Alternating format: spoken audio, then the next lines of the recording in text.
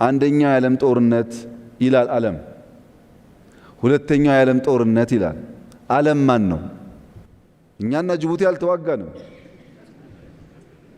የነሱ ጦርነት የዓለም ጦርነት፣ የነሱ ረሃብ የዓለም ረሃብ፣ የነሱ እድገት የዓለም እድገት፣ የነሱ ምቾት የዓለም ምቾት። እነሱ ጋር ያልሆነው ነገር ግን ሰከንደሪስ። ይሄ ነው የዓለም እውነታ። ለዚህ ነው አገር በቀል በሆነ እሳቤ ተያይዘን እንውጣ እያልን ያለን።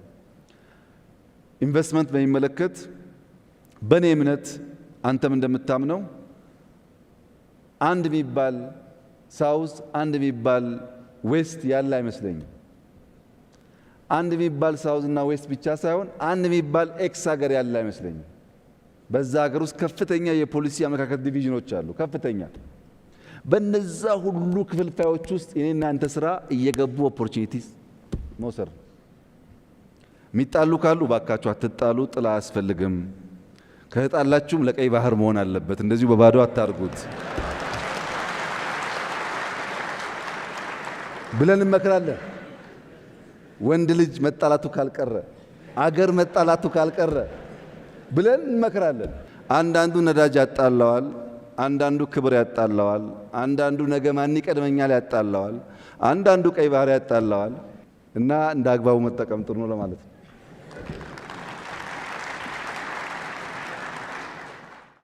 ስለዚህ የመጨረሻ ጥያቄ ክቡር ጠቅላይ ሚኒስትር የማጠቃለያ መልእክት ከማስተላለፉ በፊት 2001 እና 2 አካባቢ በተደጋጋሚ ስለ ዲጂታል ፔይመንት ስለ ፊንቴክ ይናገሩ ነበር።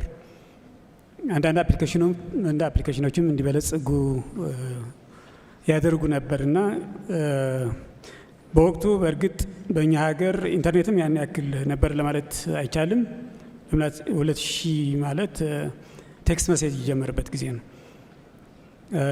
ደሞዝ ወደ የፋይናንስ ዲፓርትመንት እየሄድን ተሰልፈን የምንቀበልበት ጊዜም ነበር በወቅቱና ያኔ ስለ ፊንቴክ፣ ስለ ዲጂታል ፔይመንት፣ ስለ ኢፔይመንት እነዚህ መሳሰሉ ነገሮች ይናገሩ ነበር።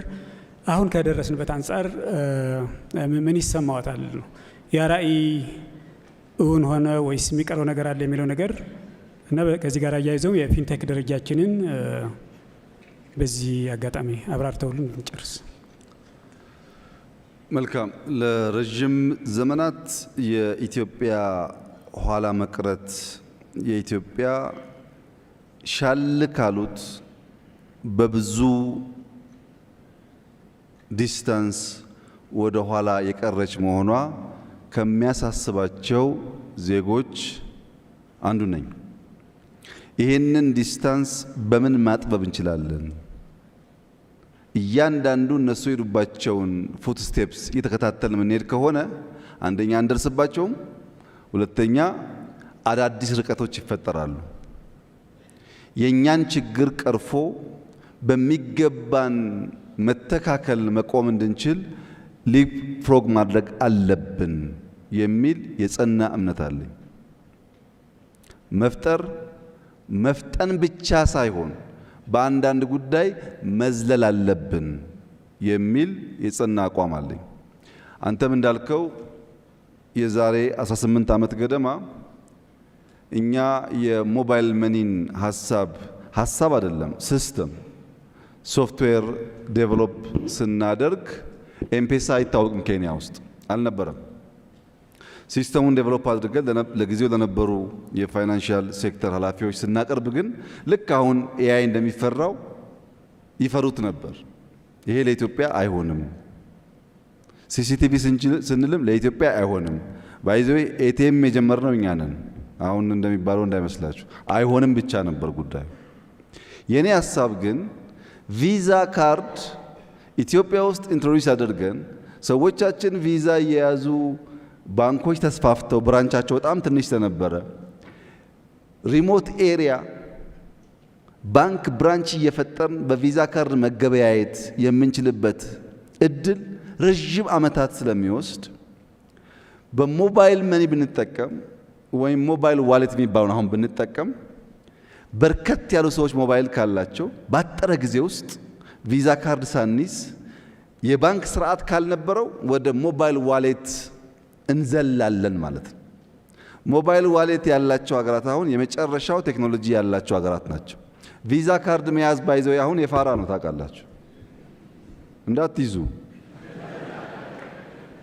ወደ ሞባይል ዋሌት ያደገበት ዋናው ምክንያት አንድ ሞባይል ፎቶ የምናነሳበት፣ ዜና የምንሰማበት፣ የምንገዛበት፣ ብር የምናስተላልፍበት አንድ ብቻ ሞባይል ማለት።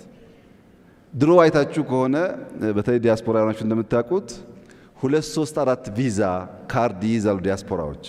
ምሳ ሲጋብዟችሁ አንዱን ያወጡና ያስገባሉ፣ አንዱን ያወጡና ያስገባሉ። አንዳንዱ ክሬዲት፣ አንዳንዱ ዴት ሊሆን ይችላል የያዙት ካርድ። ግን እኛ ካርድ ለማናቅ ሰዎች ስንት ካርድ አለው የሰውዬ? አንዳንዱ ያለው እኮ 10 ብር ሊሆን ይችላል፣ እዳም ሊሆን ይችላል።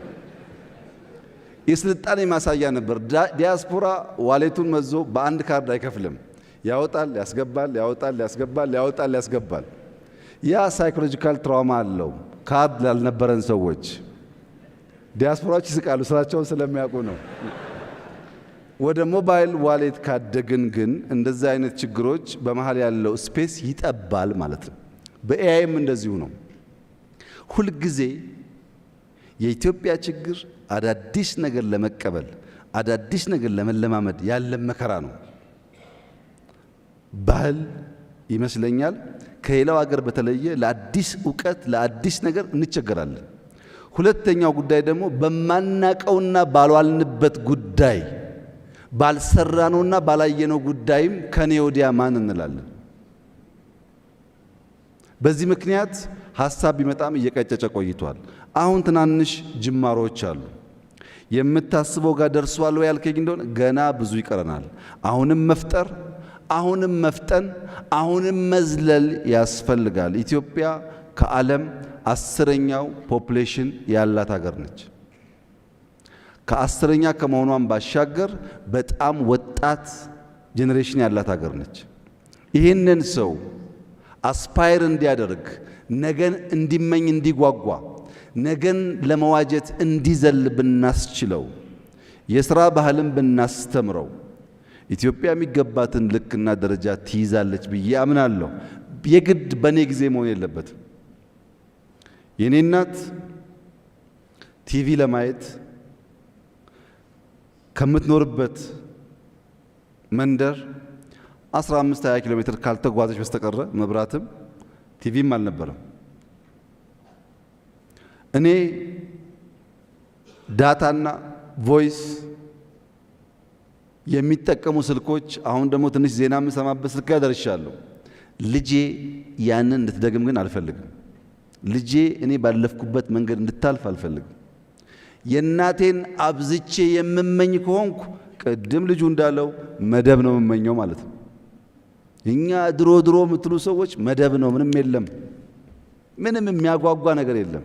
ያን እንደ ፕሮብለም አውቀን ከዚያ የሚነቀስ ጠቃሚ ነገር ካለ ወስደን የነገውን ደግሞ ኤምብሬስ የምናደርግ ከሆነ የምናስብበት ደረጃ እንደርሳለን። አሁን ጀመር ነው ብዬ አስባለሁ። ሲጠቀለል እኔ የኢትዮጵያን ኢኮኖሚ የማይበትን የመጨረሻ አረፍተ ነገር ለማንሳት በጣም ዲፕ ተኝታችሁ ስትነቁ ወዲያው ካልጋችሁ ዘላችሁ አትነሱም።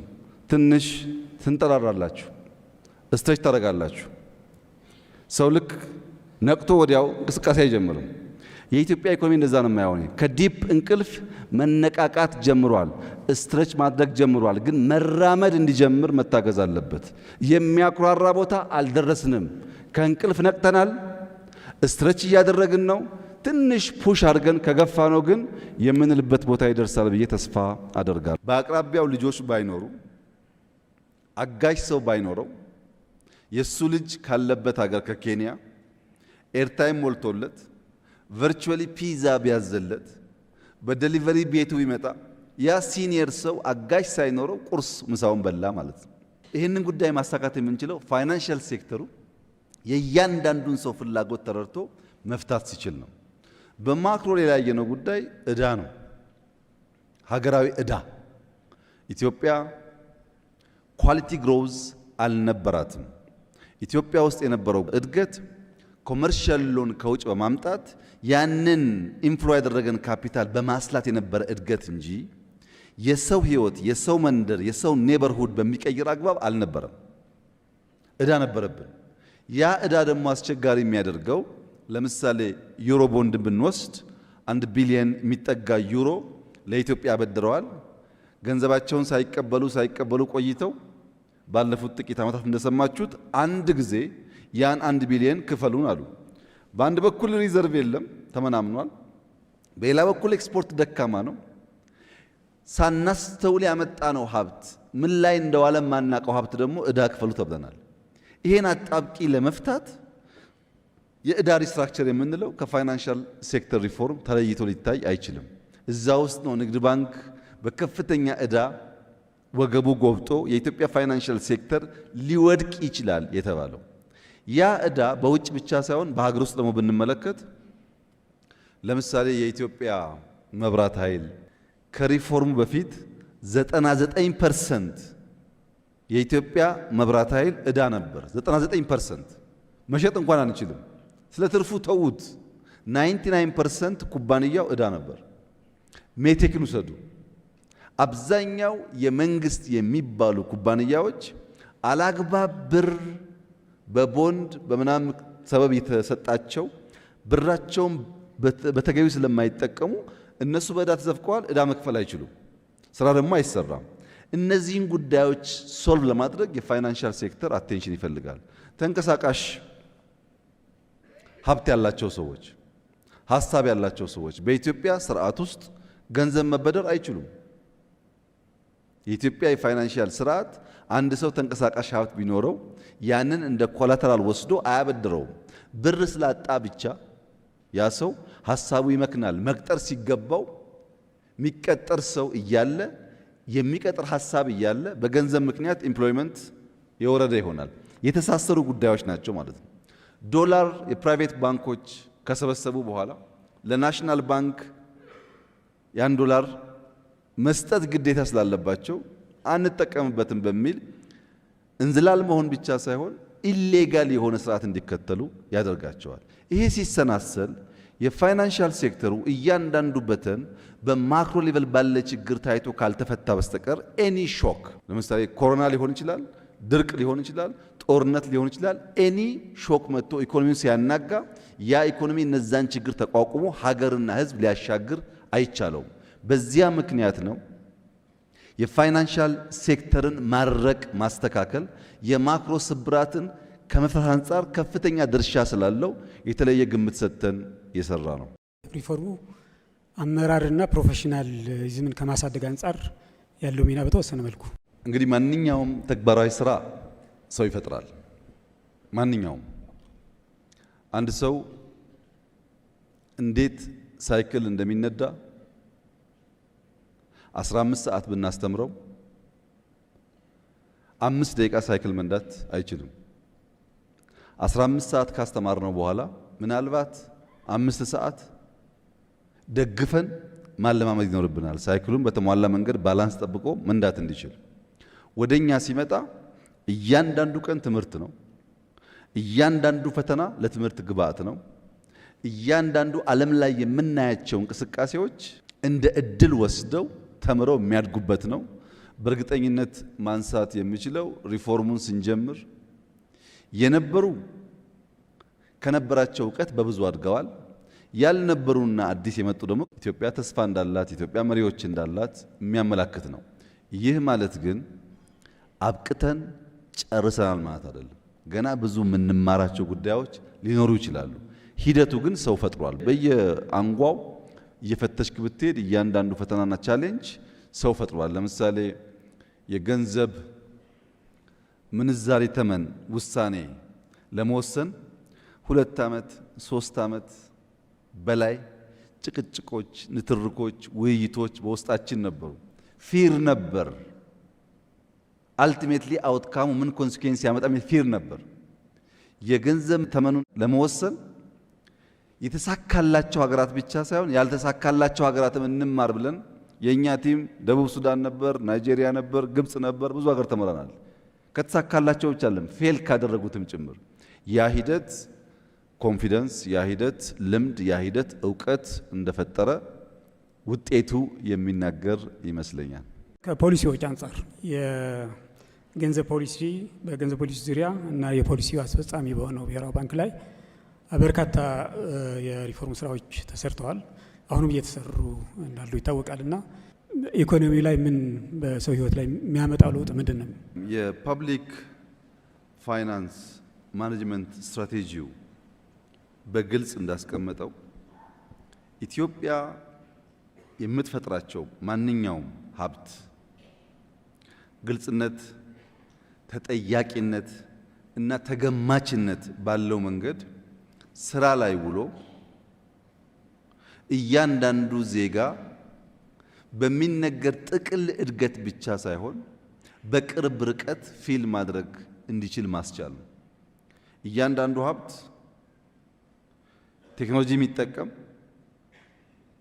እያንዳንዱ ሀብት በህገወጥ መንገድ ይፈስ የነበረውን 100% ባይሆንም ማስቀረት የሚቻልበትን መንገድ ተጨማሪ ሀብት ለማምጣት እንደ ኢዝ ኦፍ ዱይንግ ቢዝነስ ያሉትን ሪፎርሞች ሰርተን ሀብት በማበራከት እነዚያ ደግሞ በሰው ህይወት ላይ የሚጨበጥ የሚታይ ለውጥ እንዲያመጡ ማድረግ ነው። ለምሳሌ አዲስ አበባ የሚኖር ሰው ባለፉት 2-3 ዓመታት በኔ ከተማ ጨለማ የነበረው ብርሃን፣ አቧራ የነበረው ግሪን፣ ቆሻሻ የነበረው ንጹህ፣ ከመኪና ጋር እጋፋ የነበረው የራሴ መንቀሳቀሻ አውድ ተፈጥሮልኛል የሚለውን ለማወቅ ለመገንዘብ ምንም ነጋሪ አስተማሪ አያስፈልገውም። ይታያል፣ የሚታይ ነው። ይሄ አዲስ አበባ ላይ የምታየው በብዙ ከተሞች ይታያል፣ በብዙ ገጠሮች ይታያል። ሞባይል ፔኔትሬሽን በሀገር ደረጃ አድጓል ሲባል ኢንክሉዥን ብቻ ሳይሆን እዛ ያለውን ሰው ይጠቅመዋል ማለት ነው። የመንገድ ተደራሽነት ሰፋ ሲባል እዛ ያለውን ሰው ይጠቅማል ማለት ነው። የግብርና ምርት አድጓል ሲባል ያ አርሶ አደር ሞባይል ያለው ገበያ ያውቃል፣ ሽጦ ይጠቀማል ማለት ነው። በሁሉም በሴክተር ሌቭልም በማክሮ ሌቭልም የመጡት አጠቃላይ ለውጦች በተለይም ደግሞ የፐብሊክ ፋይናንስ ማኔጅመንታችን በገቢና ወጪ አስተዳደር ላይ የምንከተለው አካሄድ ተደምሮ እያንዳንዱ ዜጋ በቅርብ ርቀት እያንዳንዱ ቤት ገባ እንኳን ባይባል በቅርብ ርቀት ሴንስ የሚያደርገው ውጤት እያመጣ ነው። ይሄን ለምሳሌ ለማንሳት ህዳሴ መውሰድ ይቻላል። ህዳሴን የኢትዮጵያ ህዝብ ያጠናቀቀበት ሁኔታ በየትኛውም መስፈርትና መለኪያ ምቹ አልነበረም። ኮሮና አለ፣ ውጊያ አለ፣ ዓለም አቀፍ ጫና አለ፣ በሀገር ውስጥ የማክሮ ኢምባላንስ አለ። በእነዚህ ሁሉ ችግር ውስጥ ሰዎች የዕለት ችግራቸውን ተሸክመው ለጋራ ለሆነው ነገር ጨክነው ያን የሚያክል በሳይዙም በሀብቱም ትልቅ የሆነ ነገር ማሳካት መቻል በቀላል የምናየው አይደለም። ለኔ ምን ጠቀመኝ ከሆነ ግን የቦሌ መንገድ ወክ ስታደርግ እኮ ብርሃን ነው። ፀሐይ አይደል ያገሩ ጥቅሙ እሱ ነው ማለት ነው።